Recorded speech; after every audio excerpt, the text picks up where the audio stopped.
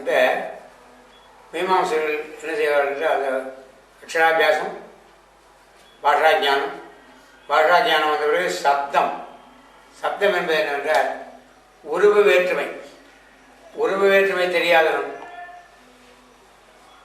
பிற மதத்தினர் நம்முடைய தமிழை பேசும்போது சொல்கிறார்கள், அதற்கு அந்த பாஷைக்கு அர்த்தம் தெரியாதவங்களுக்கு நான் சொன்னான் அப்படின்பார்கள். நான் என்றால் சொன்னேன் என்று சொல்ல வேண்டும். அவர்கள் வந்தான் என்று சொல்வார்கள். அவர்கள் என்று வந்தான் என்று வந்தார்கள் தான் சொல்லணும். அந்த உருவ வேற்றுமை தெரிய வேண்டும். உனக்கு என்றால் என்ன, உன்னுடைய என்றால் என்ன. தமிழை சொன்னால் ஆளோடு உடன் என்று சொல்லுவோமா, அதுபோல பிரதமா விபக்தி, தித்தியா விபக்தி, திருத்தியா விபக்தி என்று முதல் வேற்றுமை, இரண்டாம் வேற்றுமை, மூன்றாம் வேற்றுமை என்ற உருவு வேற்றுமைகள் சொல்லிக் கொடுக்க வேண்டும். அதற்கு பிறகு சப்தம், ராமகா ராமோ ராமஹா, ராமனை, ராமனுக்கு நமஸ்காரம், ராமனை நமஸ்கரிக்கின்றேன், ராமன் என்னை நமஸ்கரிக்கின்றான், இதெல்லாம் தெரியணும் இல்லையா? அதற்காக ராமஹா ராமோ ராமஹா, ஹே ராமா, ஹே ராமன் கூப்பிடுவது சம்போதன பிரமாபக்தி. இது வடமொழியிலே மட்டுமே உண்டு, ஹே என்று கூப்பிடுவது. அடுத்தபடியாக நமக்கு ஒன்றாம் வேற்றுமை, இரண்டாம் வேற்றுமை. இது ஒன்றாம் வேற்றுமை சம்போதன பிரதமாபக்தி என்று இரண்டாவது வேற்றுமை உண்டு, பின்னால் ஒன்று இருக்கிறது. அந்தபடியாக இந்த வேற்றுமை ஒருமைகளை சொல்லிக் கொடுக்க வேண்டும். அதற்கு பிறகு வரிகளை சொல்லிக் கொடுக்க வேண்டும்.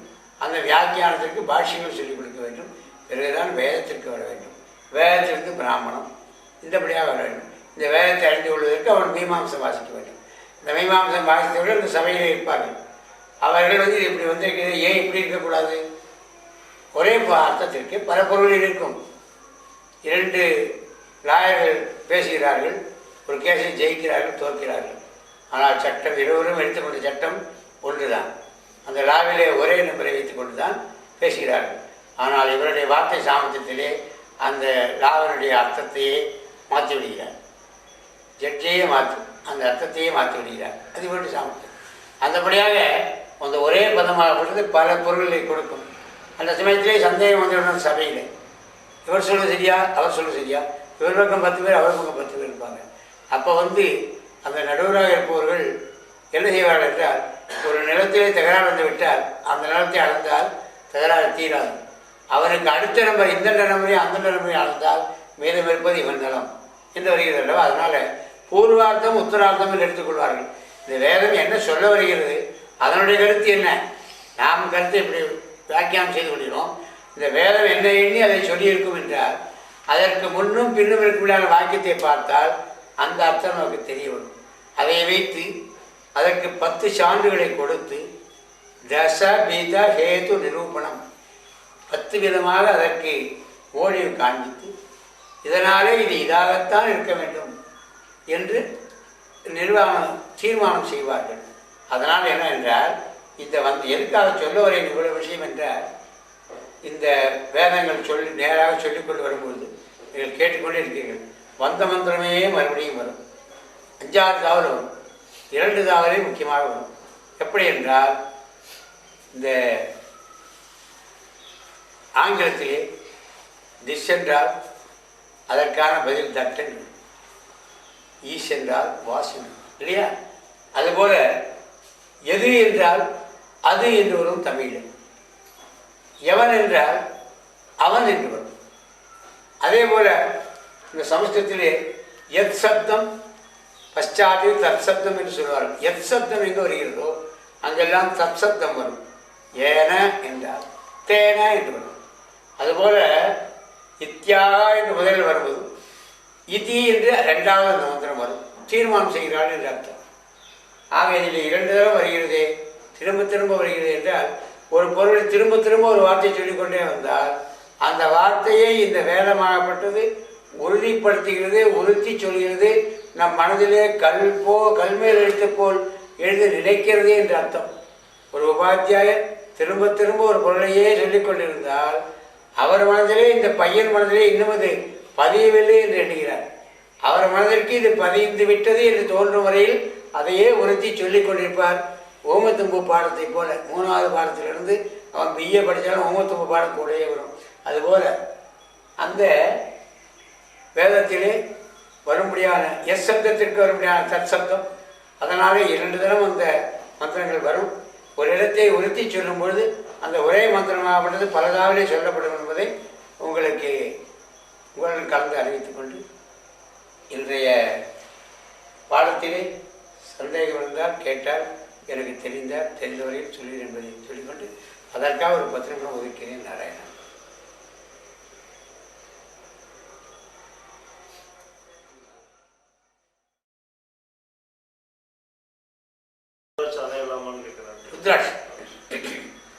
ருத்ராட்சத்தில் பலவிதம் இருக்கின்றது. அதிலே ருத்ராட்சம், சிவருத்ராட்சம், விஷ்ணு ருத்ராட்சம், குமார ருத்ராட்சம், தேவி ருத்ராட்சம் என்று இருக்கின்றது. அது எப்படி சொல்ல வேண்டும் என்றால், மோட்சாட்சியெல்லாம் ஒரு முகமுடைய ருத்ராட்சத்தை அணிவார்கள். முருகன் பக்தியாக இருப்பவர்கள் 12 முகமுடைய ருத்ராட்சம். அதே விஷ்ணு பக்தியுடையவர்களும் 12 முகமுடைய ருத்ராட்சம். விஷ்ணுவும் முருகனும் ஒன்றுதான். ஆகினால 12 முகமுடைய ருத்ராட்சம் அணியலாம். ஆனால் அந்த குடும்ப ஈடுபாடு இருக்கும்போது ருத்ராட்சத்தை அணியக்கூடாது. பூஜை சமயத்திலே அணியலாம், தப்பு கிடையாது. ஆனால் 12 முகம் அதற்கு இருக்க வேண்டும். ருத்ராட்சத்தை சோதிப்பதற்கு மனுஷால் இருக்கிறார். இந்த ரத்னத்தை சோதிக்கும்படியான பொன் வியாபாரிகள் இருப்பார்கள். அவர்கள் ரத்னங்களை பரிசீலித்து இந்த ரத்னத்தை அணியலாம், இதில் குணதோஷம் இருக்கிறது, அணியக்கூடாது சொல்வார்கள். அவர்களே இந்த ருத்ராட்சத்திற்கும் பதில் சொல்ல தகுதியானவர்கள். அப்படி இல்லாமல் ஒரு மகா சன்னிதானத்திலே பீடத்தில் இருக்கும்படியான தரோபுரம் ஆதீனம் போன்ற ஆதிக கர்த்தாக்களுக்கு சென்று இந்த ருத்ராட்சத்தினை அணியலாமா? அவ்வளவு பாடு இல்லாமல் நான் அணியப்படியான ருத்ராட்சத்தை கொடுக்க வேண்டும் என்று அந்த சன்னிதானத்திலேயே வாங்கி அணிந்தால் நமக்கு நன்மை உண்டாகும்.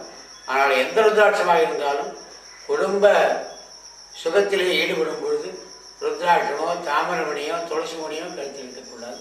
கூடுமான வரையிலே நாம் கழுத்தில் அணிய முடியாத மணியை பூஜை முடிந்தவுடன் கழுத்தி விடுவதே மிகச் சால சிறந்ததாக இருக்கும். வெளியிலே செல்லும்போது நாம் ரிசர்ச் போகிறோம், அப்போது நாம் கைகாலம் போக வாய்ப்பு பிடிக்கவோ முடியாது. அந்த மாதிரி சமயத்தில் அது சீட்டாகிவிடும். ஆக ருத்ராட்சமினால் பல நோய்கள் தீர்கின்றன, பலவிதமான சௌகரியங்கள் ஏற்படுகின்றன. ஆனால் அதை பூஜை முடிஞ்சு கழித்து விட்டது இந்த காலத்திலே நம்மளால் சமாளிக்க முடியும். அது 12 முகமுடைய ருத்ராட்சம் ஒரு ஆதீனத்தினாலோ ஒரு பரீட்சார்த்திகளிடமோ சென்று இதை நாம் அணியலாமா, கிரகஸ்தர்கள் அணியலாமா என்று கேட்டு அதை அணிவது எல்லாருக்கும் பொதுவாக அணியில் தெரிந்த வழியிலே 12 முக ருத்ராட்சம் அணிவது சாலை சிறந்தது என்று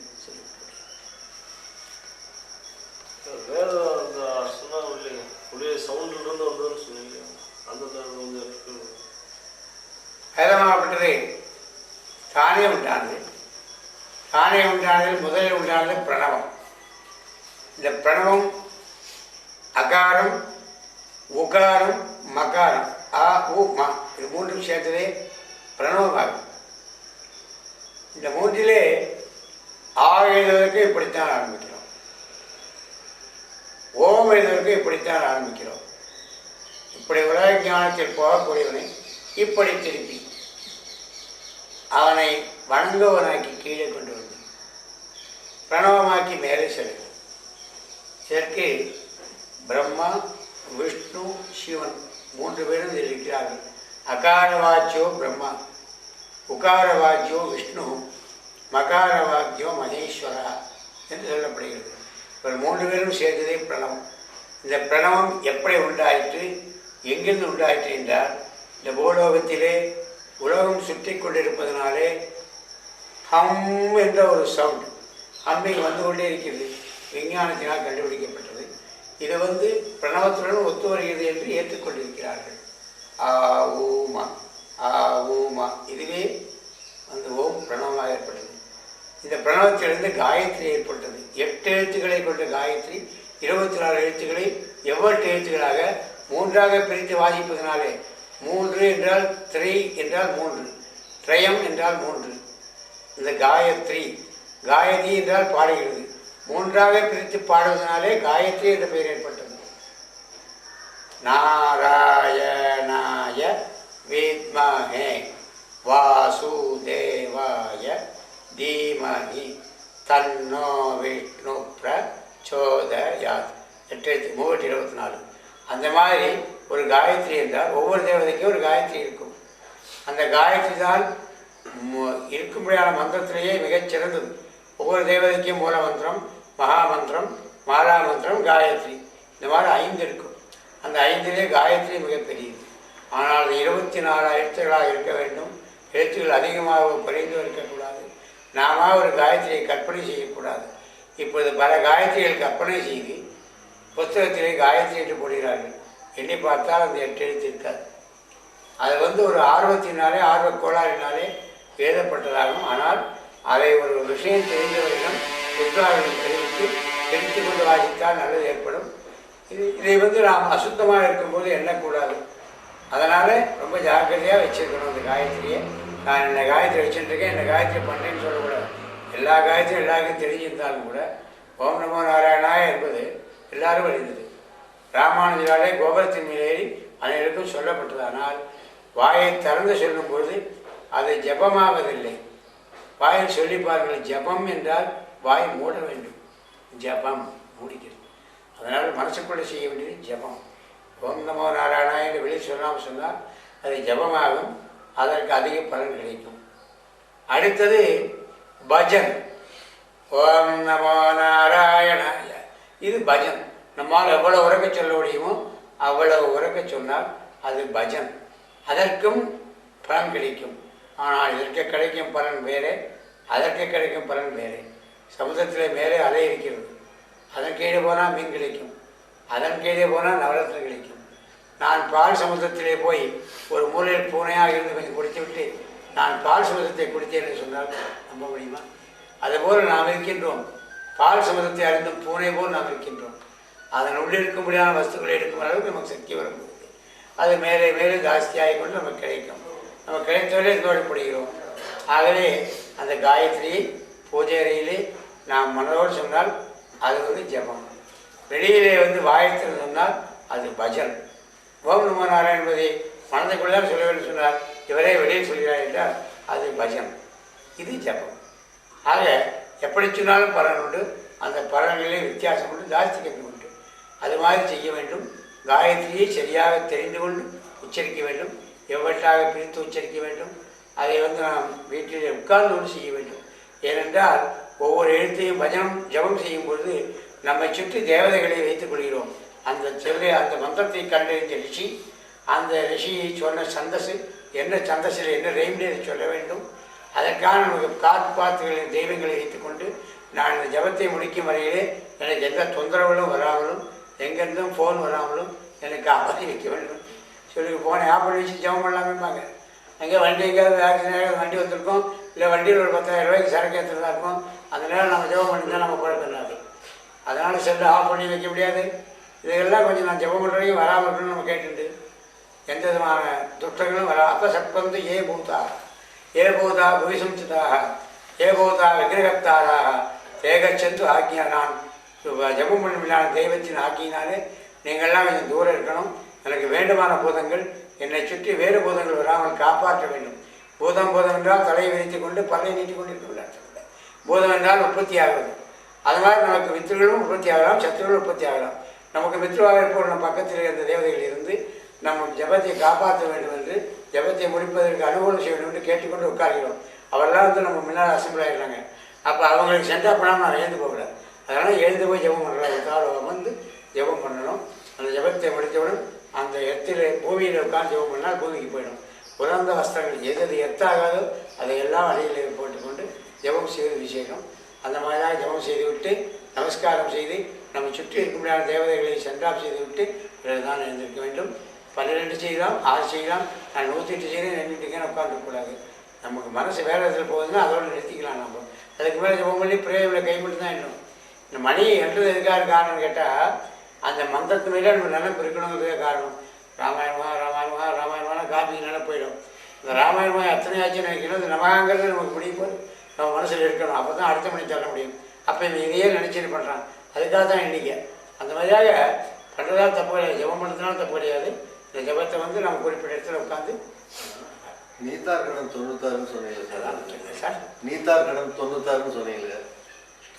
நீத்தார் கடன் 96 என்பது என்னவென்றால் மாதத்திலே அமாவாசை, பௌர்ணமி, அஷ்டமி, மகாவிதிபாதம் 2 மாதத்துக்கு ஒரு தரம் வரும்படியான விஷ்ணுபதி இந்த மாதிரியாக எண்ணிக்கொண்டு வந்தால் நீத்தார்கள் நாம் செலுத்துவது 365 நாட்களிலே 96 நாட்கள் வரும்.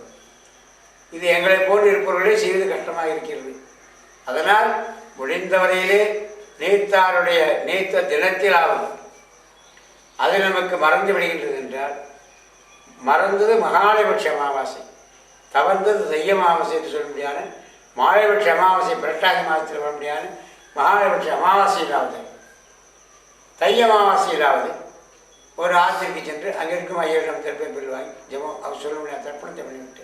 இந்த தர்ப்பணத்துக்கு முக்கியமாக நாம் கொண்டு போக வேண்டும் என்றது என்ன என்றால், தர்ப்பைகளெல்லாம் அவங்க கொண்டுவாங்க.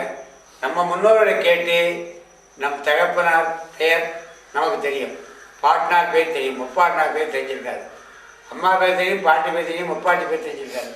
இதை 2 வரிசையும் தெரிந்து கொள்ள வேண்டும். மாமா அவருடைய தகப்பனார், அவருடைய தகப்பனார், மாமாவை பெற்ற தாயார் அவருடைய தகப்பனார், அவருடைய பாட்டியார், அவருடைய மாமியார், அவருடைய மாமியார், நம்ம தாயார் அவருடைய மாமியார், அவருடைய மாமியார். இந்த மாதிரியாக இதில் 6 அதில் 6 12 வர்க்கங்கள் வருகின்றன. இதுகளை நாம் சீட்டு எழுதி வைத்துக்கொண்டு அவரிடம் கொடுத்தால் அவர் அதை சொல்லி தர்ப்பணத்தை சொல்வார்கள். இந்த வருஷத்தில் 2 தர்ப்பணத்தையாவது நாம் அவசியம் செய்ய வேண்டும். கிரகணம் ஏற்படும் காலத்தில் செய்ய முடியாத தர்ப்பணம் இந்த 96க்கு மீறிவிடும். 96 அது சேராது. ஏதாவது எப்போவாவது வர்றது வராமலும் இருக்கும். இதுதான் ஷண்ணவதி தர்ப்பணம். 365 நாட்களிலே 96 நாள் செய்ய முடியாதனாலே அதற்கு 96 சாத்தம், நீத்தார்கள் 96 நாள் என்று சொல்லப்படுகிறது. தர்ப்பம் என்னன்னு கேட்டீங்கன்னா ஏரியல் மாதிரி. அதில் ஒரு விதமான சுரப்பு இருக்கிறது. அந்த சுரப்பிலே மேல் நுனியுடைய தர்ப்பங்களை இந்த ஒயரை எப்படி போடுகிறோம்? 12 டிரான்ஸ்பாரத்திலே T20 போட முடியுமா? பண்ண முடியாது. அது மாதிரியா இந்த மந்திரத்துடைய பலங்கள், மந்திரத்துடைய எண்ணிக்கையில் எவ்வளவு ஆகிறதோ அவ்வளோ எண்ணிக்கை அந்த கூர்ச்சத்திலே இருக்கும். பெரிய கூர்ச்சமாக போட்டால் நிறைய மந்திரங்கள் கும்பாவளி செய்யும்போது இவ்வளோ மொத்தம் இருக்கும். இல்லைன்னா அது பீஸ் போயிடும், மந்திரம் வெளியில் போயிடும். இந்த மந்திரங்களே அந்த கூர்ச்சத்தின் நுனி இழுத்து அந்த கும்பத்துக்குள்ளே சேர்க்கிறது. இப்படி சேர்த்தது வெளியே போயிடாதா என்றால் அதற்கு தான் அந்த பெற்றமா சிலையில் அடிக்கணும். அந்த மாதிரி வாஷம் 3 சுற்றி போடுகிறார்கள். இந்த 3 சுற்றிலே வெளியே வராது, உள்ளதான் போகுமே தவிர வெளியிலே வராது. அந்த மாதிரி மந்திரத்தை இழுக்க முடியாத சக்தி தர்ப்பத்திற்கு இருக்கிறதுனால, தர்ப்பம் என்றாலே ஸ்வீகரித்துக் கொள்ளுதல். கொடை இருக்குது, கொடையை நம்ம கருப்பாக பிடிச்சிக்கணும். ஏன் கொடைக்கு கருப்பு துணியை போடணும் அப்படின்னா ஒளியை உட்கிரகிக்காது. அதனால் ஒளியை உட்கிரகித்து நமக்கு கொடுக்காது. வேறு கலர் என்றால் அந்த சூட்டை நமக்கு உள்ளே கொடுக்கும். அதுபோல் இதாகப்பட்டது என்னவென்றால் அந்த மந்திர சக்தியை வாங்கி கும்பத்துக்குள்ளே கொடுக்கிறது. எப்படி மின்சாரத்தை கடத்தி தேவையான இடத்திலே கொடுக்கிறதோ செம்பு கம்பிகள், செம்பு கம்பியிலையும் குறிச்சம் போடலாம், தங்க கம்பியிலையும் குறிச்சம் போடலாம். ஆனால் தர்ப்பம் இழுக்கும் அளவிற்கு அவைகள் தான் இருக்காது. மந்திரங்களை இழுக்க முடியாத தன்மையுடையதினாலே அந்த தர்ப்பம் எல்லா வைதிக காரியங்களுக்கும் எடுத்தால் கொள்ளப்படுகிறது. அது நுனியுடன் இருக்க வேண்டும். நுனி சன்னமாகவும் அடி கனமாகவும் இருக்க வேண்டும். நுனியும் அடியும் சமமாக இருந்தால் அது அடி தர்ப்பம் என்று சொல்லப்படும். நுனி கூறாகவும் மேலே அகலமாக இருந்தால் பெண் தர்ப்பம் என்று சொல்லப்படும். நுனியும் அடியும் சமமாக இருந்தால் ஆண் தர்ப்பம் என்று சொல்லப்படும். அந்த நுனி கூறாகவும் அடி அகலமாக இருக்க முடியாத ஆண் தர்ப்பத்தினாலே செய்யப்படுகிறது. அதுதான் ஈர்க்கும். அதனால் தர்ப்பை எடுப்பவர்கள் அதனுடைய விஷயம் தெரிஞ்சு எடுத்துக்கொண்டு அது அகலம், நீளங்கள், போக்குவரத்து, குடிச்சி எவ்வளோ இருக்கணும், மேலே கூர்ச்சி எவ்வளோ இருக்கணும், அதெல்லாம் சொல்லியிருக்கா. அந்தபடியாக செய்து பண்ணுவார். இன்றைய அவை இதற்கெல்லாம் தர்ப்பணத்துக்கு தெவத்துக்கு என்ன வித்தியாசம்? திவசம் செய்வது என்றால் அன்னம் கொடுத்து பாலிப்பது திவசம். அந்த அன்னம் கொடுக்க முடியாதவன் வெறும் பணத்தை வைத்து அரிசி வாழைக்காய் வைத்து ஒருத்தருக்கு கொடுக்கலாம். அதுவும் முடியாதவன் இந்த எல்லையும் ஜலத்தையும் எடுத்து அந்த தெப்பத்தை மேலே விட்டு இதை நீங்கள் ஆகாரமாக எடுத்துக்கொள்வது கொடுக்கிறார். எளிய சார்த்தம் திதி கொடுப்பதில் எளியது எழுந்தனி விடுவது. அதற்கு மேலே இருப்பது காசு பணம் வைத்து ஒரு வாழைக்காய் அரிசி வச்சு கொடுக்குறது.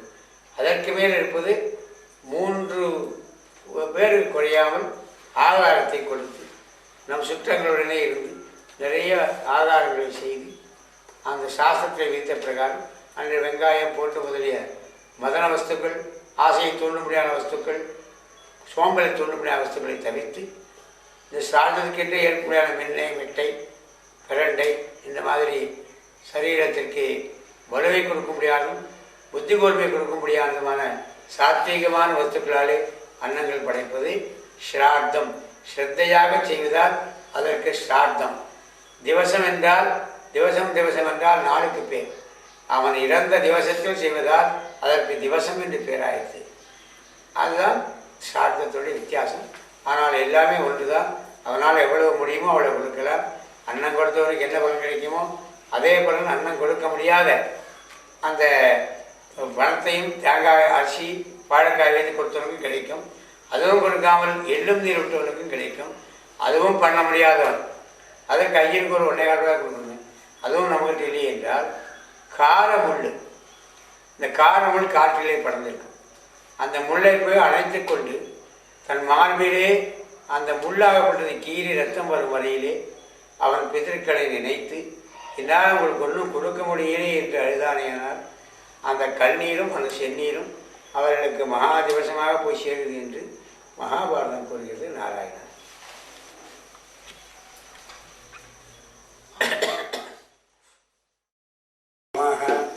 ஹரி ஓம். சௌமனஸ்யமஸ்து. ஓம் நமோ நாராயணாய. ஓம் நமோ நாராயணாய. ஓம் நமோ நாராயணாய. ஓம் நமோ நாராயணாய. ஓம் நமோ நாராயணாய. ஓம் நமோ நாராயணாய. ஓம் நமோ நாராயணாய. ஓம் நமோ நாராயணாய. ஓம் நமோ நாராயணாய. ஓம் நமோ நாராயணாய. ஓம் நமோ பகவதே வாசுதேவாய. ஓம் நமோ பகவதே வாசுதேவாய. ஓம் நமோ பகவதே வாசுதேவாய. ஓம்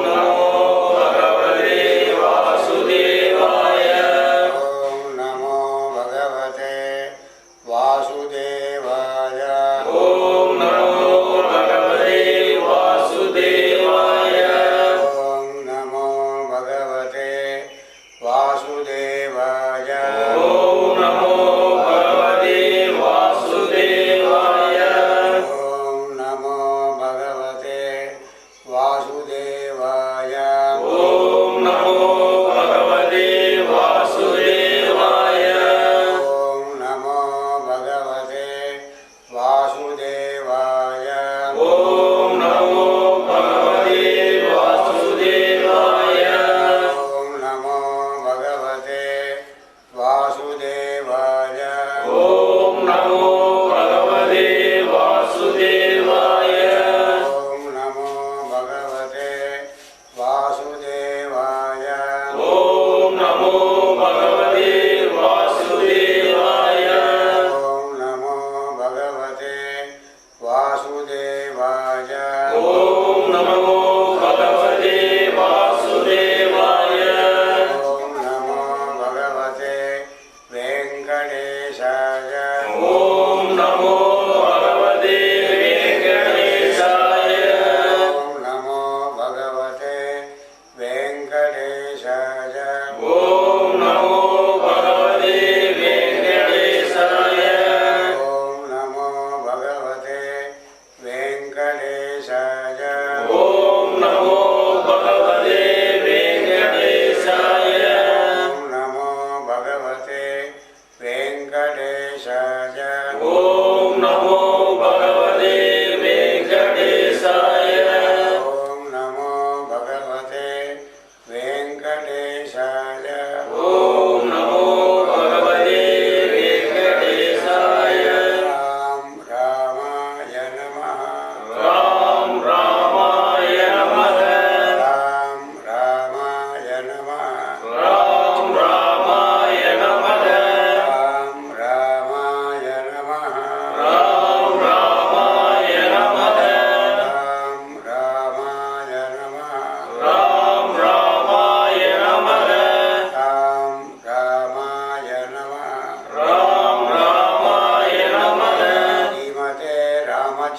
ராமச்சந்திராய நமः.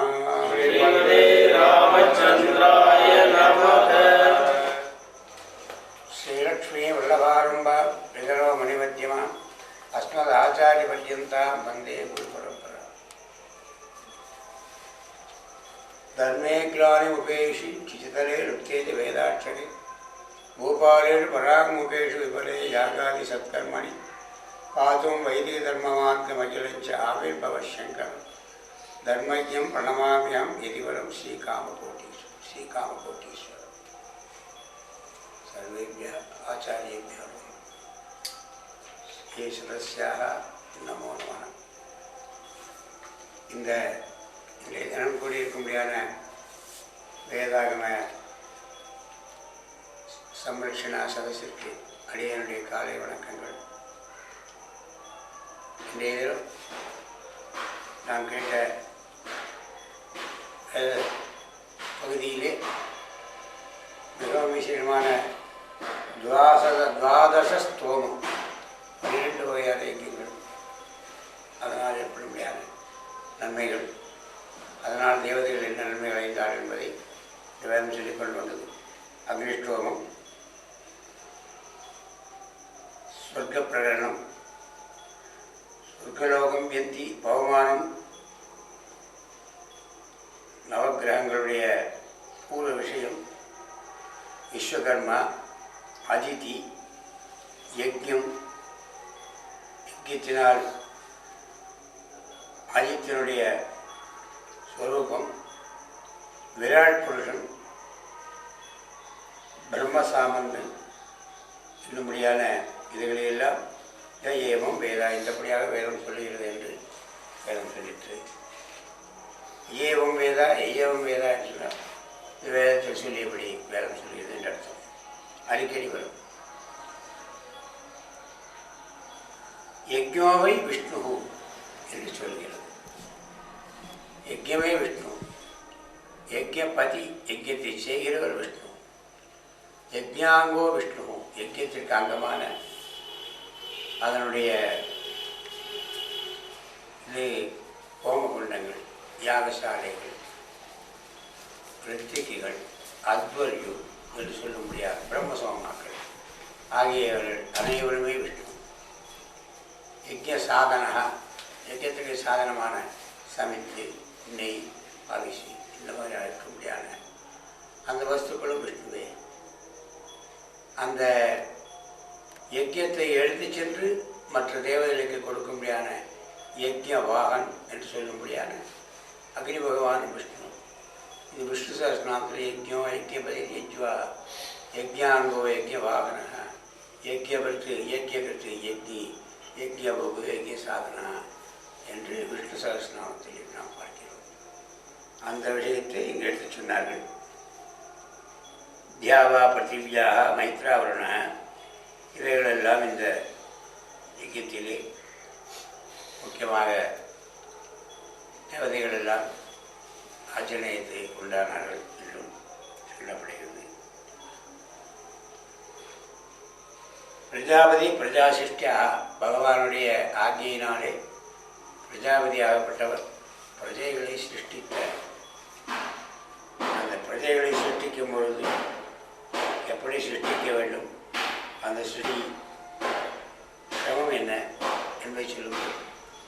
ஆத்மன ஆகாச சம்பூத, ஆகாசாத் வாயு, வாயோரக்னி, அக்னிராப, அத்திய பிருதிவி, பிருத்திவியா ஓஷத, ஓஷதேபியோ அன்னம், அன்னாத் புருஷா என்று நாம் முந்தைய பாடத்திலே பார்த்தது இப்பொழுது வேதமாக வருகின்றது. அன்னாத்தியாய ஆத்யந்த பிராமணா என்று மேற்கொண்டு வருகின்றது. இது லோக சிருஷ்டிய வரிசையாக சொல்லிக்கொண்டு வருகிறது. இது இன்றைய இதுவரையிலே வந்த பாடம்.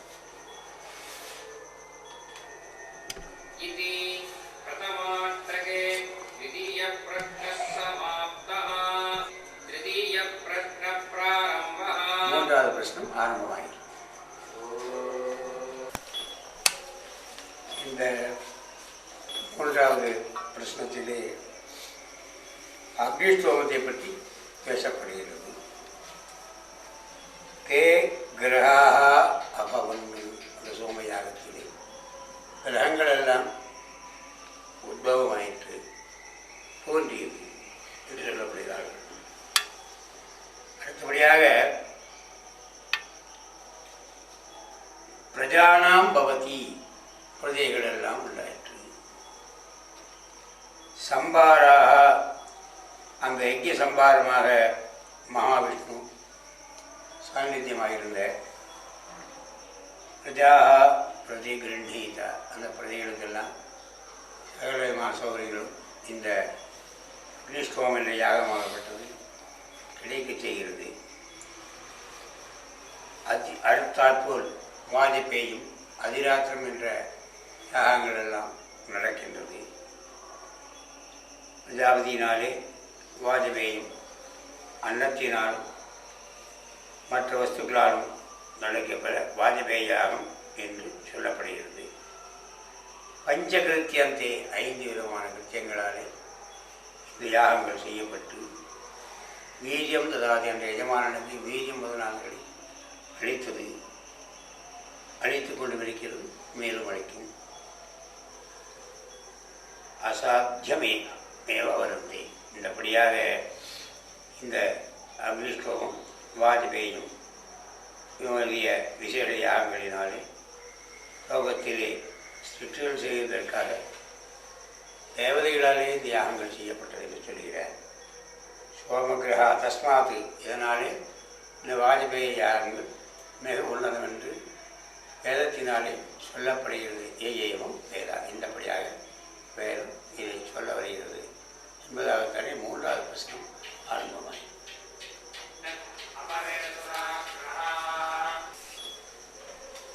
அதாவது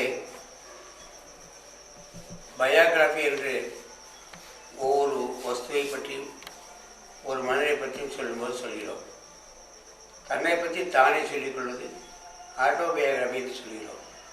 இங்கு அன்னமாகப்பட்டது அதனுடைய விஷயத்தை வேதம் சொல்கிறது. ஒரு இடத்திலே பின்னால் வரும் அன்ன சூக்தம் என்று, சூக்தம் என்றால் பயோகிராஃபி, அன்ன சூக்தம் ஆட்டோபயோகிராஃபி, தன்னை பற்றி தானே சொல்லிக் கொள்கிறது. அன்னம் என்ன சொல்கிறது என்றால், அகமஸ்மி பிரதமஜாருதஸ்ய, உண்டானங்களிலேயே நான் முதலாவதாக இருக்கிறேன். பூர்வம் தேவேப்யோ அமிர்தஸ்ய நாமி, பொறுத்து தேவர்களால் அமிர்தமாக கிடைக்கும். அதிலிருந்து நான் எல்லா செடி கொடிகளிலும் சோமனுடைய ஆட்சியினாலே, இதற்கு ஓஷதி சோமன் அதிபதி, சோம ஓஷதி நாம் அதிபதி என்று பின்னால் வரும். அந்த மாதிரியாக அந்த ஓஷதிகளுக்கெல்லாம் அதிபதியாக சோமனாலே வளர்த்தப்பட்டு அன்னரசமாக வந்து எல்லா விதமான செடி கொடிகளிலேயும் எல்லா விதமான ஜீவனங்களுக்கும் அன்னமாக இருக்கிறேன் என்று சொல்லுது. அகமஸ்மி பிரதமராஜஸ்ய பூர்வம் தேவேப்யோ அமிர்தஸ்ய நாபிஹி யோ மாசுதாதி சயி தேவமாவா அகமன்னமன்னமந்தமத்தி பூர்வமக்னே அபிதகத்தியன்னம். முதலிலும் அன்னமாக இருந்தது. பிறகு எம்பெருமானாலே அக்னி சுரூபமாக எம்பெருமான் எழுந்தருளி அந்த அன்னங்களை பக்குவப்படுத்தி ஜனங்களுக்கு கொடுக்கும் பொழுது பகவான் அக்னி சுரூபமாக வந்தார். இந்த அக்னி இந்திரன் அக்னி யமன் நிறுத்தி வருணன் வாயு குபேரன் ஈசானன் இவரெல்லாம் மகாவிஷ்ணுவே ஒரு காரியத்திற்காக அந்தந்த இடத்திலே தனித்தனியாக அவர்களாக வந்து அந்த காரியத்தை அவர் செய்கிறார். ஒரு பிரதானமான ஆபீஸ் இருக்கிறது என்றார், அதிலிருந்து பல செக்ஷன்கள் ஒவ்வொரு காரியத்தை கவனிக்க இருப்பது போல. ஆனால் இந்த பிரதானமான செக்ஷனில் இருந்து ஜெய்யமிடமிருந்து தான் அந்த எல்லாவற்றிற்கும் தகவல் போகிறது. அந்த தகவல்படி அவர்கள் நடக்கிறார்கள்.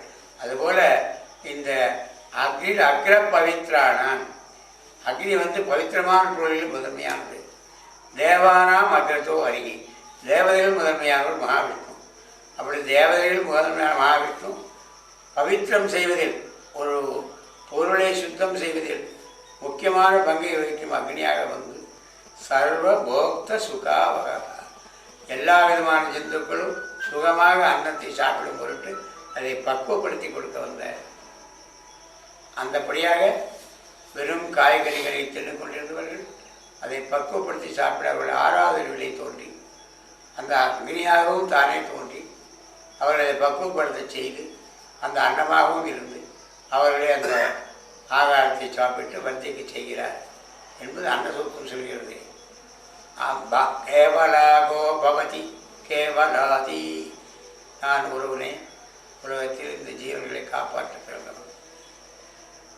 அன்னம் பிரம்மாணோ ஜரசம்பதந்தி, இந்த அன்னம் முக்கியமானது என்று அனுதினமும் சொல்லப்படுகிறது. அன்னமாகு பிரஜனனம் பிரஜானாம், நான் எல்லா பிரஜைகளுக்கும் முக்கிய காரணகர்த்தாவாக இருக்கின்றேன். அதே சமயத்திலே நிறைய சாப்பிட்டு விட்டீர்களால் அன்னம் பிராணம் தமு ஜீவாதுமாகு, உருப்படியாக கொஞ்சமாக சாப்பிட்டமையானால் அன்னம் உனக்கு பிராணத்தை கொடுக்கும். அதுவே அதிகமாகினால் அளவுக்கு மிஞ்சினால் அமிர்தமும் விஷம். என்ன சொல்கிறேன்னா அன்னம் மிருத்யும் தமு ஜீவாதுமாகு, அந்த அன்னமே அது என்னை அதிகமாக பூஜித்தேயானால் நானே உனக்கு விஷமாகி விடுவேன் என்று சொல்கிறது.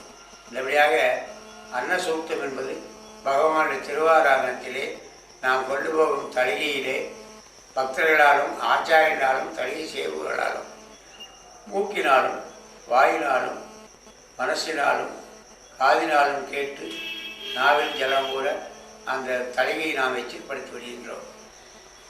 மடப்புடி எங்கோ இருக்கும், ஆனால் புளியோரைக்கு வெந்தயம் வளர்த்தா வாசனை இங்கே வந்துடும். பௌலனிக்கு புளியோரையாற்று அப்படின்னோம்னா அந்த புளியோரை பெருமாளுக்கு உபயோகப்படாததாக ஆகிவிடுகின்றது.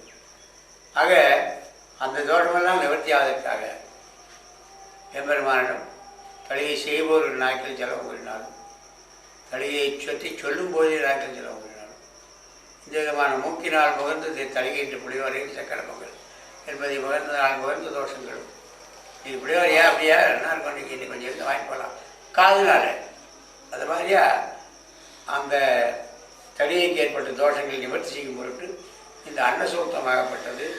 ஒவ்வொரு நாளும் 37 வாக்கியங்களை கொண்ட இந்த அன்னசூக்தம் எம்பெருமானிடம் சொல்லி அந்த அன்னத்தை புரோட்சித்து பிறகே அந்த அன்னத்திற்கு பிரம்மனை ஆவாகனம் செய்து நிவேதனம் செய்யப்படுகிறது. அன்னத்தில் பிரம்மனை ஆவாகனம் செய்கிறோம், அந்த பரபிரம்மத்திற்கு அதை நிவேதனம் செய்கிறோம். இதன் அர்த்தம் என்றால் நான் உனக்கு சாதம் படைக்கிறேன் என்ற எண்ணமில்லாமல் அன்னஞ்ச பிரம்மா அகஞ்ச பிரம்மா போக்தாஜ பிரம்மா, இந்த அன்னமாகப்பட்டது பிரம்மம், இந்த அன்னத்தை அழிக்க முடியாத என் உருவமாகப்பட்டது பிரம்மம், இதை சாப்பிடுவதும் நீரும் பிரம்மம். ஆகவே இந்த அன்னத்தை உமக்கு பிரம்மமாகிய அன்னம் பிரம்மனாலே அழைக்கப்படுகிறது என்னும் முடியாத சாத்விக தியாகம் என்று சொல்ல முடியாத என்னதில்லை என்று சொல்ல முடியாத ஒரு உணர்ச்சியுடன் அன்னத்திற்கு பகவானுக்கு ஊட்ட வேண்டும். ஒரு வாய் சோறு ஊட்டும் தாய்மம் உட்கார்ந்திருப்பதை பாருங்கள் என்று இந்த குருவாயூர் அப்பனை சொல்லுகின்றோம். இது என்ன அர்த்தம் என்றால் பகவான் எதை எடுத்துக்கொள்கிறார், இந்த அர்ச்சகனுடைய பிராணனை அங்கே வைத்திருக்கிறதுனாலே அந்த பிராணனுக்கு பிராணாயஸ்வாகா அபானஸ்வாகா உதாரணாயஸ்வாகா என்று 5 தரம் அன்னம் ஊட்டப்படுகிறது. நித்திய ஹோமங்கள் செய்ய முடியாத 5 அக்னியை வளர்த்த முடியாத பிராமணன் என்ன செய்கிறான் என்றால் இந்த அன்னத்தை ஆகுதி புரோக்தம் 3 விரல்களாலே எடுத்து பரிசேஷனம் செய்து 3 விரல்களாலே எடுத்து பிராணாய ஸ்வாகா அதை பல்லில் படாமல் தன் மனத்தில் இருக்கக்கூடியான அக்னியை 5ஆக பிரித்து முதல் அக்னியிலே பிராணாய ஸ்வாகா என்று சொல்லி 2வது அக்னியிலே அபானாய ஸ்வாகா, அதாவது ஒன்று மேல் ஒன்றா போடாமல் அது ஒன்று போய் இறங்கின்னு தெரிஞ்சுட்டு அடுத்தது போடணும். இதுதான் சித்தர்கள் என்ன சொன்னார்கள் என்றால் 5 பிடி 1 பிடி பிடியாது, ஒன்று போய் சேர்ந்ததை போல் அடுத்த சொல்லுகிறார். இதே மாதிரி சந்தியாவதனத்திலே தீர்த்தத்தை அச்சுதாயமா அனந்தாயமா கோவிந்தாயமா என்று குளிக்க சொல்லும் பொழுது ஒன்றொன்று பின்னாக ஒன்றை அருந்தக்கூடாது, ஒன்று போய் சேர்ந்தவுடன் அடுத்ததை அருந்த வேண்டும் என்றார்கள். நம் இதயத்திலே தாமரை தண்டு போல் ஒரு துண்டு இருக்கின்றது, அது அந்த வாழ்விற்குள்ளே இந்த ஜலம் சுவை செல்ல வேண்டும். நாம் உரிவதனாலேயோ தொடர்ந்து சாப்பிடுவதனாலேயோ அந்த ஜலமாகப்பட்டது ஓவர்ஃப்ளோ ஆகிடும், அது உள்ளே போகாது. சீசாவில் ஊற்றும் போது அந்த சீசாவில் வாய்க்கு தகுந்த மாதிரி ஊற்றணும். அதுக்கு மேலே நான் ஊற்றிடலாம், கீழே தான் போக சீட்டாக உள்ளே போகாது. அந்தபடியாக அது உள்ளே போனால் ஹிருதயம் நனைந்து கொண்டே இருக்கும். 13 நிமிடத்திற்கு ஒரு ஆசமனம் சொல்லப்படுகிறது ஒரு பிராமணனுக்கு. அது ஏனென்றால் அந்த ஹிருதயம் அவனுக்கு அப்பொழுதுதான் ஈரமாகவே இருக்கும். கடும் சூழ் அவனிடம் வராது. அந்த அளவுக்கு நெஞ்சில் ஈரமில்லாது என்று சொல்வார்கள். கடுமையாக நனைந்து கொள்வனே அவன் நெஞ்சில் ஈரமில்லாது சொல்கிறார். இது நனைந்து கொண்டே இருக்க வேண்டும். இது நனைந்து கொண்டே இருக்கும்போது என்னென்றால் அந்த மனமாகப்பட்டது சாத்வீகமாகவே இருக்கும். ஒரு ரொம்பவும் டென்ஷனாக இருக்கார் என்றால் 1/2 டம்ளர் பெருஞ்சலம் சாப்பிட்டா போதும், தீர்த்தம் சாப்பிடலாம், நோ டென்ஷன் அப்படின்னு சொல்கிறோம். அந்த மாதிரியா அந்த ஜலத்தை முப்பிடி முக்குடி ஒரு பிடி குடியாதே, 5 பிடி ஒரு பிடி குடியாது என்று சித்தர்கள் சொன்னார்கள். 3 ஜலத்தையும் ஒன்றாக சாப்பிடாதே, 5 அன்னத்தையும் ஒன்றாக சேர்த்து போடாதே என்றார்கள். இந்த மாதிரி இந்த அன்னத்தை சாப்பிடுவதற்கு பிராணாக்னிஹோத்திர விதானம் என்று பெயர். அதனால் தினமும் 5 அக்னி நாம் வளர்த்த புண்ணியம் நமக்கு கிடைக்கும். அதனால்தான் இந்த ஆகாரம் சாப்பிடும்போது மத்தியானத்திலே செய்ய முடியாத விருந்திலே அந்த வீட்டு எஜமானன் முதலில் உட்கார்ந்து சாப்பிட வேண்டும். ஏனென்றால் இந்த அக்னியிலே இந்த ஹோமத்தை செய்துவிட்டு பிறகு அடுத்தவர்களுக்கு அதிசம்ஸ்காரமாக அன்னத்தை அளிக்க வேண்டும். இதே இங்கிலீஷ்காரன் என்ன சொல்கிறார் என்றால், பகலில் ஹோஸ்ட் ஃபஸ்ட், ராத்திரி டின்னரில் கெஸ்ட் ஃபஸ்ட் என்று சொல்கிறார். நம்மிடமிருந்து தான் எல்லாத்தையும் எடுத்து சென்று கொண்டிருக்கிறார்கள். அந்தபடியாக இந்த அன்னமாகப்பட்டது எப்படி வளர்கிறது, மற்றவர்கள் எப்படி வளர்த்துகிறது, எங்கிருந்து அன்னம் வந்தது, அதற்கு யார் அறிந்து என்பதை இங்கு சொல்லுகின்றார். துவாதச ஸ்தோமங்களை சொல்லி ஒவ்வொரு ஸ்தோமங்களிலும் சவனே சவனே ஜுகோதி, சவனம் சவனம் என்றாலும் அவரம் அவரம் என்றாலும் யஜ்யத்தை குறிக்கும். ஒவ்வொரு யஜ்யத்திலும் தேவ ரிஷி மனுஷியாதி பசு பட்சிகளின் சௌக்கியத்திற்காக எந்த விதமான சுயலாபத்தையும் கருதாமல் வனத்திலே எந்த தேவையும் இல்லாத ரிஷிக்களாலே லோகக்ஷேமமாகவே இந்த யஜ்யங்கள் எல்லாம் வகிக்கப்பட வேண்டும், வகிக்கப்படுகிறது என்று இதுவரையில் சொல்லியது. இதுவே வைசுதேவம் என்று சொல்லப்படும் முடியாத இதில் வரும் பொழுது நாம் நடுவில் நிறுத்த முடியாது. 5 மணி அவகாசம் சென்றுதான் நிறுத்த முடியும். ஆகவே இன்றைய வேதம் இதுவரையில் நிறுத்தப்படுகிறது. அந்த இதுவரையில் நீங்கள் கேட்டது என்னிடம் கேள்வி கேட்க நினைக்கிறது. இவைகளுக்கு அவகாசம் கொடுத்து இன்றைய வேதம் இத்துடன் தடை கட்டப்படுகிறது. ஹரி ஓம்.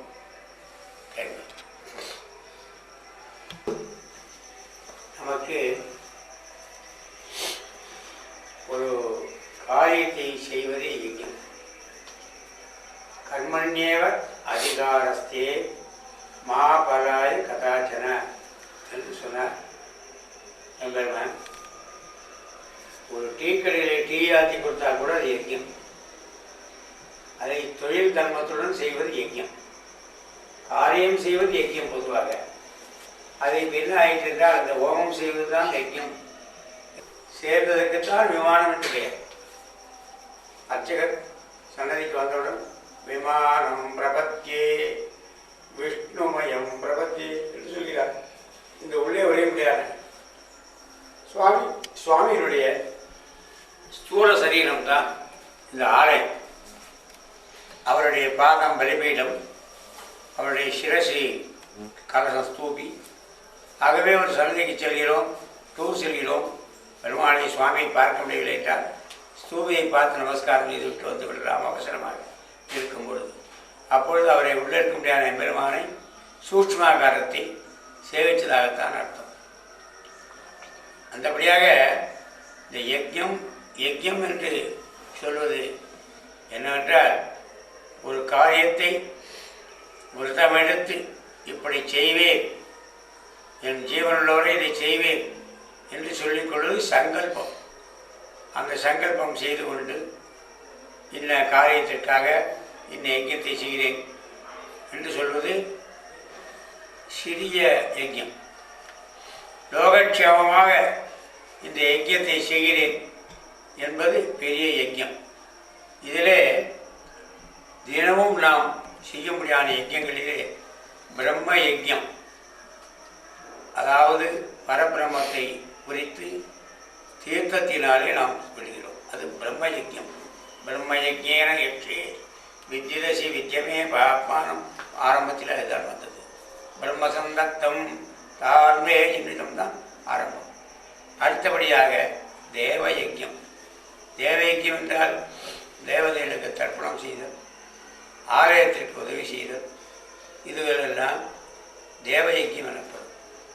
அதற்கடுத்தா போல் பித்ரு யஜ்யம், பித்தார்களை செலுத்துவது, தர்ப்பணம் செய்வது, திவசம் கொடுப்பது, அவர்கள் நீத்த சமய தினத்திலே ஏழைகளுக்கு அன்னமளிப்பது, இதுவெல்லாம் பித்ரு யஜ்யம். அடுத்தது பூத யஜ்யம்.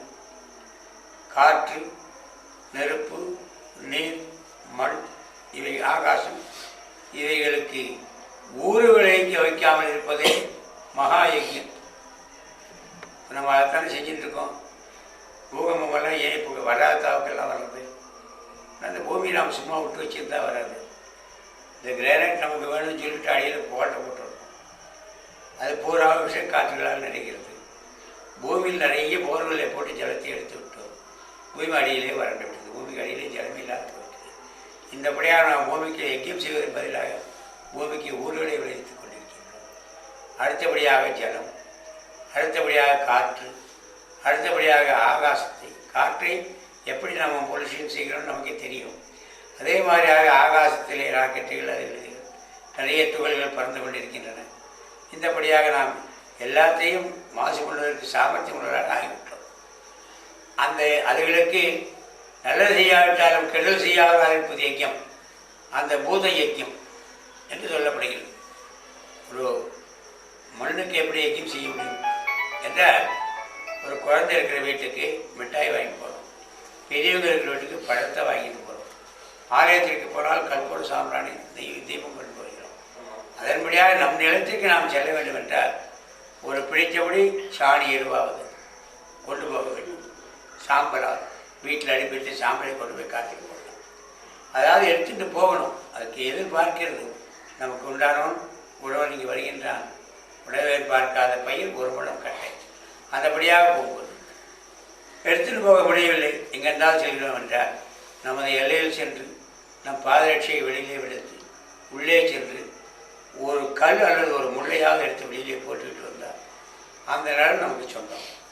அந்த நிலத்திற்கு அந்த யஜ்யம், அந்த பூத யஜ்யத்தை செய்கிறோம். இந்த பூத யஜ்யம் நாம் நன்றாக இருப்பதற்காக, இயற்கையை நன்றாக வைத்துக் கொள்வதற்காக இந்த பஞ்சபூதங்களுக்கும் யஜ்யம் செய்கிறோம். அடுத்தாப்புல பித்ரு யஜ்யம், பூத யஜ்யம். மனுஷ யஜ்யம், வீட்டுக்கு சாமான் வாங்கி போடுவது, குழந்தைகளுடன் வாரத்தில் ஒரு நாள் ஞாயிற்றுக்கிழமை அவர்களுடன் நாம் திருப்தியாக இருந்தால், அவர்களுக்கு தேவையானதை நாமே நேராக கவனித்தார் அவர்களுக்கு திருப்தி உண்டாகிறது. அந்தபடியாக திருப்தி ஏற்படுத்த வேண்டியது நமது கடமையாகிறது. இதுவும் மனுஷ யஜ்யம் தான். அதே மனுஷ யஜ்யம் இப்போ என்ன கேட்டோம்னா, அவன் பாரு எவ்வளோ உத்தமமானவன், அம்மா அப்பாவை கூட்டு ஆஸ்பத்திரி கை பிடிச்சி கூட்டு போராட்டம் அப்படிங்கிறோம். அந்த காலத்தில் சொல்லுவாங்களா, அம்மா அப்பாவை முடிச்சு ஆரம்பிச்சு போவாங்க.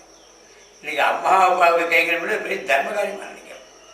நம்முடைய காரியங்கள் இந்த 5 யஜ்யங்களையும் முடித்துவிட்டு லோகத்திற்காக ஏதாவது ஒன்றை ஒவ்வொருவரும் செய்ய வேண்டும். ஒரு டைரி போட வேண்டும், நான் லோகத்திற்காக இந்த காரியத்தை செய்தேன் என்பதை எழுதி வாருங்கள். எப்படி எழுதி வர வேண்டும் என்றால், லோகத்துக்கு நாம் என்னத்தை செய்ய முடியும் என்றால் அதற்கு பூர்த்த யஜ்யம் என்று பெயர்.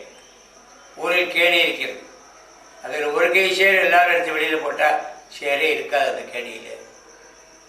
இப்போ நாம் என்ன ரோட்டுகள் இருந்தால் விளையாட்டு உள்ளே போட்டு போக வேண்டிய நிலைமையில் இருந்துருக்கோம். அதை பூர்த்த யஜ்யம் என்று சொன்னார்கள்.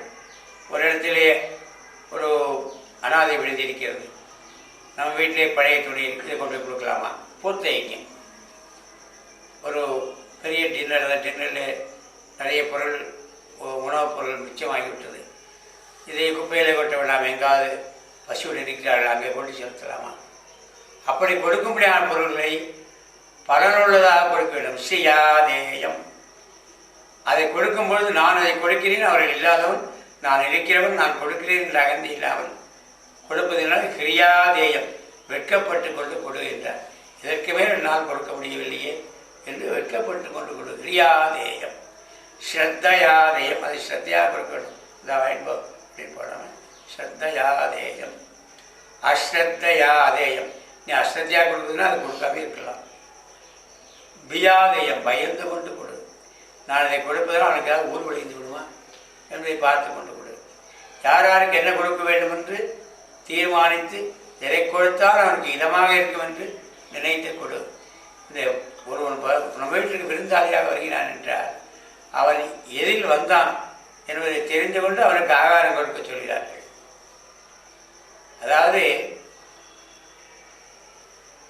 அஸ்வாரூடம் பயப்பான், குதிரை மேல் வெகு தூரம் வந்தவனுக்கு பாலை கொடு என்றார்கள். காரணம் என்ன? குதிரை ரொம்பவும் உஷ்ணமாகிய மிருகம். அந்த குதிரை மேல் வந்தவன் உஷ்ணமாகி இருக்கும் உடம்பு, அதுக்காக அவனுக்கு பால், இல்லைன்னா அவனுக்கு பயில்ஸ் கொண்டு வந்தோம். அடுத்தபடியாக யானை மேல் வருவோம். கஜாரோடந்து மைதுனம், யானை மேல் வருவனுக்கு செமன் திக்னஸ் ஆகிவிடும். அதற்காக அவனுக்கு நிறைய பெண்கள் அந்த புறத்திலே இருக்கிறார்கள். பிரதாரோடந்து மர்தனம், தேரில் வர்றவனுக்கு என்னன்னு கேட்டால் அந்த ஜோல்டிங்க. அதனால என்ன கேட்டால் அவனுக்கு 4 பேர் விட்டு உடம்பு குத்த சொன்னால் போகிறவனுக்கு ஆகாரம் வேண்டாம்.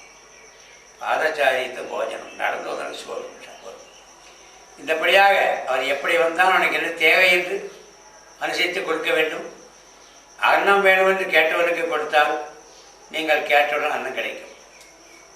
உங்கள் வீட்டுக்கு அன்னம் தேடி வந்தவனுக்கு கொடுத்தால் நீங்கள் தேடி போகிற வீட்டிலே அன்னம் கொடுப்பார்கள். எங்கு பசி இருக்கிறது என்று தேடி தேடி நாம் போய் கொடுத்தால் உனக்கு என்னப்பா வேணுமில்லை அவர்களும் தேடி தேடி நம்மிடம் வந்து கொடுப்பார்கள். அனுபவம் செய்தியை பார்க்கின்றோம். எத்தனை பேர் எம்பெருமானுக்காக இவ்வளவு பொருள்களை ஒரு தேனி சேர்ப்பது போல அனைவரும் எங்கே போய் எதை பார்த்தாலும் இது ஆஞ்சநேயர் போயிடும். லாரி எடுத்துக்கொண்டு தூத்துக்குடி போகிறார், இந்த உப்பு அனுமானுக்கு. அம்ருட் போகிறார், இந்த பருப்பு அனுமானுக்கு. அனுமான் பொருட்டு அனுமானுடைய பக்தர்களுக்கு. இந்தபடியாக வந்து கொண்டிருக்கிறது. அந்த பூர்த்த யஜ்யம், அதுக்கு பூர்த்த யஜ்யம் என்று யஜ்யம் என்றால் ஹோமத்திலே கொண்டியான நெய் முதலியை செய்வதற்கு மட்டும் யஜ்யம் என்று பெயர் அல்ல.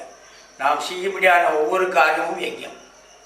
அதிலே இதற்கு ஸ்பெஷலாக யஜ்யம் என்று பெயர் என்னவென்றால், நாம் கொடுக்கும்படியான பொருளை அந்த அக்னிதேவன் வாங்கி ஸ்வா என்ற ஒரு மனைவி, ஸ்வதா என்ற ஒரு மனைவி, நாம் ஸ்வா என்று கூப்பிட்டு கொடுக்கும் பொழுது அந்த பொருள் எல்லாம் தேவதைக்கு போய் சேரும். ஸ்வதா என்று கொடுத்தால் பிதர்களுக்கு போய் சேரும். அந்தபடியாக நாம் கொடுக்கும்படியான பொருள்களை அந்த அக்னி 7 நாக்குகளாக, சப்ததே அக்னே சமிதா, 7 விதமான பொருட்கள். சப்த ஜிஹ்வா, அவருக்கு 7 நாக்குகள். எப்படி 7 நாக்குகள் இருக்கிறது? வரிசையாக அர்ச்சகர்கள் உட்கார்ந்து கொண்டு ஹோமத்தை செய்கிறார்கள். 7 பேர் அமர்ந்திருக்கிறார்கள். முன்னால் இருக்க முடியாதவர் அவருடைய வாயில் நாக்கில் இந்த ஹோமத்தை செய்கிறார். பின்னால் இருக்கிறவங்கெல்லாம் எப்படி கொடுப்பாங்க, அதை எப்படி நாக்கில் வாங்கிப்பார் அப்படின்னு நமக்கு ஒரு யோஜனை. துவேஷி ரிஷா தியான ஸ்லோகங்கிறது அந்தந்த மூர்த்தி எப்படி இருக்குது எப்படி சொல்லுது.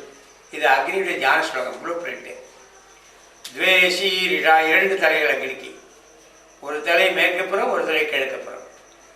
மேற்குப்புறம் இருக்க முடியாத தலையிலே நடுவிலே ஒரு நாக்கு கட்டையாக இருக்கிறது. இன்னொன்று ஒரு நாக்கு, அந்தன்று ஒரு நாக்கு. அதே மாதிரி பின்புறத்திலே 3 நாக்குகள், மின்புறம் 4 நாக்குகள், கிழக்கே பார்த்து 3 நாக்குகள் ஆக 7 நாக்குகள் 7 கலரிலே இருக்கின்றது. இந்த 7 நாக்கிலும் 7 தேவதைகள் இருக்கிறார்கள். இந்த 7 திக்கிலும் இன்னென்ன பொருளை சேர்க்க வேண்டும் என்று சொல்லப்பட்டிருக்கிறது. இந்த 7 நாக்குகளாலும் அந்த அக்னி பகவான் வாங்கி இதற்கென 4 தூதுவர்கள் இருக்கிறார்கள். அவரிடம் சமர்ப்பித்து விடுகிறார். அந்த 4 தூதுவர்கள் அந்த அவிர்பாகத்தை, அன்னத்தை எடுத்துக்கொண்டு சென்று அன்னமாகட்டும், ஆஜ்யமாகட்டும், சமித்தாகட்டும், அதை எடுத்துட்டு போகிறதில்லை. அதனுடைய சத்துக்களை எடுத்துக்கொண்டு போய் சூரிய மண்டலத்தை சமர்ப்பித்து விடுவார்கள். அங்கேருந்து ஒரு ஜங்ஷன், அங்கேருந்து 4 தூதுவர்கள் அதை சந்திர மண்டலத்திற்கு எடுத்துக்கொண்டு போகிறார்கள். அந்த சந்திர மண்டலத்திலிருந்து சோமனாலே அந்த யஜ்யங்கள் எல்லாம் யார் யாருக்கு போய் சேர வேண்டுமோ அவரவர்களுக்கு போய் சேர்கின்றது. நான் இப்படி இங்கே ஒரு எம்பு அனுப்பித்தால் அங்கங்கே போய் சேர்கின்றதோ அதுபோல் அதுகளெல்லாம் போய் சேர்கிறது சொல்கிறார்கள். அந்தபடியாக அந்த பொருளை வாங்கி அனுப்பும்படியான காரியத்தை செய்வதனாலே அதற்கும் யஜ்யம் என்று பெயர் வந்தது. ஆக நாம் செய்யும்படியான ஒவ்வொரு காரியமும் யஜ்யமே. நாம் தூங்குவதும் யஜ்யம். தூங்கியவுடன் இந்த மணிக்கு எழுந்திருக்கிறோம் என்று கணக்காக எழுந்திருந்து அந்தந்த காரியங்களை அந்தந்த காலம் தவறாமல் செய்வதும் ஒரு மகா யஜ்யம். ஆக நாம் செய்யும்படியான நல்ல காரியங்கள் அனைத்தும் யஜ்யமே என்று சொல்லிக்கொண்டு அடுத்தவருக்கு வாய்ப்பு கொடுக்கிறேன். நாராயணா. பிதிர்தோஷம்னா என்ன சாமி? பிதிர்தோஷம் கொஞ்சம் பெருசாக சொல்லுவாங்க. பிதுர் தோஷம்னா என்னன்னு கேட்குறாங்க. பிதிர் தோஷம், அது பரிகாரம். கடன்கள் எத்தனை அப்படின்னா, முதலில் தேவதைகளின் கடன்.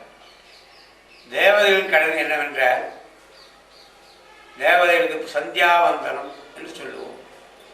ஒவ்வொரு 3 வேளையும் இருமுப்போது ஏத்தி என்று சொல்கிறார்கள். அந்தபடிக்காக அந்தந்த ஆலயங்களில் அமர்ந்திருக்கும்படியான தெய்வங்கள், நம் வீட்டில் இருக்கும்படியான தெய்வங்கள், இவர்களுக்கு ஒரு புஷ்பமாவது அதாவது மனசால் புஷ்பம் சேர்த்ததாகவாவது சொல்லி அவர்களை இந்த மனதால் நினைக்க வேண்டும். இல்லை என்றால் அந்த தேவதைகளின் கடன் நமக்கு வந்து விடுகின்றது. தேவதைகள் எத்தனை பேர்? எல்லாம் 5 பிரித்து வைக்கப்பட்டிருக்கிறது. பஞ்சபூதங்கள் இருப்பது போல தேவதைகள் 5 விதம். 5 விதம் எப்படி என்ற, முதலில் நாம் குலதெய்வதை இருக்கும். ஆனால் நம் வீட்டில் இருந்தால் தான் அந்த குலதெய்வதை நமக்கு பேசணும். நம்மிடத்தை விட்டு ஜீவனத்தின் பொருட்டு எங்கோ சென்று வசிக்கிறோம். அந்த தேவதை அங்கு வர வேண்டும் என்றால் அந்த இடத்திற்குரிய தேவதை அதை ரிசீவ் செய்ய வேண்டும். இந்த தீர்க்கரேகை அட்சரேகை என்று பூமியில் இருக்கும்படியான ஒவ்வொரு அட்சரேகைக்கும் ஒவ்வொரு தேவதைகள் இருக்கின்றன. அந்த தேவதையினுடைய இடத்திலே நாம் வசித்தால் அந்த தேவதை அழைத்தால் தான் நம் குலதெய்வதை உள்ளே வர முடியும். இல்லைன்னா குலதெய்வத்தை வாசல் தான் இருக்கும். அதைத்தான் சொல்கிறாங்க, குலதெய்வத்தை கட்டியிருக்காங்க அப்படிங்கிறாங்க.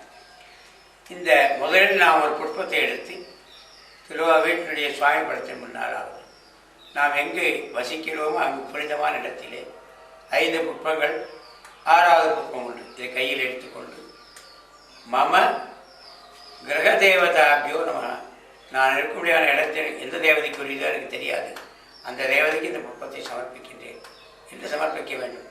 அல்லது புஷ்பத்தை சமர்ப்பிப்பதாக நாம் நினைத்து கொண்டு மானசீகமான புஷ்பத்தை உனக்கு சமர்ப்பிக்கிறேன் கிரக தேவதாபியோ நம. அடுத்தது குலதேவதாபியோ நம, என்னுடைய குலதேவதையை நான் நமஸ்கரிக்கின்றேன்.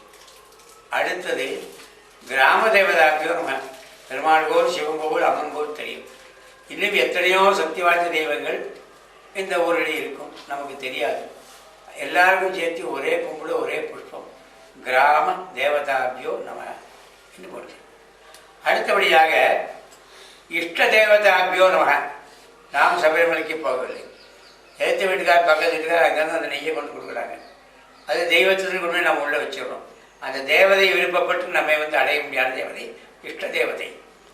அதற்கடுத்தாப்போ நம்ம பெரியவர்கள் பழனிக்கு தான் போயிருப்பாங்க, நாம் திருச்செந்தூர் போயிட்டு வரலான்னு போகிறோம். அது நம்மால் உபாசிக்கக்கூடியான தேவதை, உபாசனா தேவதை. இந்த 5 தேவதைகளுக்கும் கொடுத்து விட்டு தென்புறமாக ஒரு புஷ்பத்தை வைத்து நாந்தி சோபன தேவதாபியோ நம, என்னுடைய நீத்த பித்தர்களுக்கு நமஸ்காரம். இந்த 6ஐயும் தினம் செய்து வந்தால் போதும். தேங்காய் வேண்டாம், பழம் வேண்டாம், வெத்தலைப்பாக்கு வேண்டாம். இந்த 5 புஷ்பங்கள் கிடைக்கவில்லை என்றால் நம்முடைய மன புஷ்பம் போதும். அந்தபடியாக நாம் ஒரு தினம் குளித்தவுடன் வணங்க வேண்டும். அல்லது குளிக்க முடியாத நாட்களிலே கூட சீக்கிரமாக எழுந்தவுடன் 5 பேர்களையும் நினைத்து கொள்ள வேண்டும். அதான் பெரியவர்கள் இப்படி பார்த்துக்கிறாங்க. 5 பேர்கள் இருக்கின்றன. 5 பேர்களை பார்த்து கொண்டார் எல்லா தேவதைகளும் நமஸ்கரித்ததாக அர்த்தம். அந்தபடியாக இந்த தேவதையுடைய கடன் தீர்ந்தது. பிதிருக்கள் கடன் என்னவென்றால், அவர்கள் நீர்த்த நாளிலே திவசம் கொடுக்க வேண்டும். அவர்கள் தீர்த்த நாளிலே கொடுக்க முடியாவிட்டால் தை அமாவாசை, புரட்டாசி மாதத்திலே மகாலட்சுமி அமாவாசையிலே அவர்களை நினைத்து 3 பேருக்காவது குறைந்தது அன்னமிட வேண்டும். அதாவது நம் குலத்திலே பிறந்த 3 பேர் தான் அந்த பிதஸ்தானத்திலே இருப்பார்கள். பெண் வகையிலே 3 பேர், ஆண் வகையிலே 3 பேர். தாயார், தாயாருடைய மாமியார், அவருடைய மாமியார், தகப்பனார், அவருடைய தகப்பனார், அவருடைய தகப்பனார். சரி, 4வதாக இப்போ நான் இறந்து விடுகிறேன். அப்பொழுது 4வது இடம் எங்கே இருக்குன்னு கேட்டால், ஒருவன் இறந்து விட்டால் இவருக்கு அந்த தகப்பனார் இருந்த இடம் அப்பாயின்மெண்ட்டு இந்த தகப்பனாருக்கு பாட்னார் இருந்த இடம் இன்க்ரிமெண்ட்டு, அந்த பாட்னாருக்கு முப்பாட்னார் இருந்த இடம் இன்க்ரிமெண்ட்டு, முப்பாட்னார் ரிட்டையர்மெண்ட். ஆக இந்த 3 ஸ்தானம் மட்டும் இருக்கும். ஒருவர் இருந்து விட்டால் அவர் சொர்க்கத்துக்கு போய் அதுதான் நரகத்தை விட்டு நீங்குவது என்று இந்த லோகத்திற்கு வெளியே செல்ல வேண்டும் என்றார். ஒருவனுக்கு குழந்தை பிறந்தால் அவனுடைய 4வது பாட்னார் வெளியில் போக முடியும். அது வரைக்கும் அவர் அங்கே தான் இருக்க முடியும். அதனால தான் புத்திரன், புத்தன் முடியாத நரகத்தை நீங்க செய்வோம், அதை நீங்கி மேலோகத்தில் எம்பெருமான் அடைய செய்வோம் இந்த குழந்தை புத்திரன். அதனால தான் பையனை புத்திரன் என்று சொல்கிறோம். நம் பெயரை எடுத்தவனே பேரன் என்று சொல்கிறோம். அவர் போய்விடுறதுனால அவர் அடுத்தவனுக்கு பேரன், அவன் இந்த பேரை இவனுக்கு வச்சிடறான். அப்படியாக இந்த ஸ்ராத்தாதிகள் செய்வது, ஸ்ராத்தம் செய்ய முடியவில்லை என்றால் திற தர்ப்பணம் எள்ளின் ஜலம் எடுத்து அந்த அமாவாசை காலங்களிலே நமக்கு தெரிந்த ஐயரை கொண்டு நாமாகவோ பித்ரு பிதாமன் பிரபிதாமன் என் தந்தை இறந்தவன் தான் தர்ப்பணம் செய்ய வேண்டும். தந்தை இருக்க பாட்டு இருந்தவன் தர்ப்பணம் செய்ய முடியாது. தந்தை அவன் தந்தை, எந்தை தந்தை என்பதை தீர்க்கும் திறன் கொடுத்து, அதே மாதிரி அம்மாவுடைய மாமியார் அவருடைய மாமியார், இந்த வரிசைக்கு நாம் தர்ப்பணம் கொடுத்து கொண்டு வர வேண்டும். இந்தபடியாக 96 நாட்கள் செய்ய வேண்டும். அது முடியாதவர்கள் அவர்கள் இறந்த நாட்களிலாவது செய்ய வேண்டும். அதுவும் முடியாதவர்கள் அமாவாசையில், அதாவது 2 அமாவாசை, தை அமாவாசை, தவறுந்தது தை அமாவாசை, மறந்தது மகாலட்சுமி அமாவாசை, ஈஸ்வரன்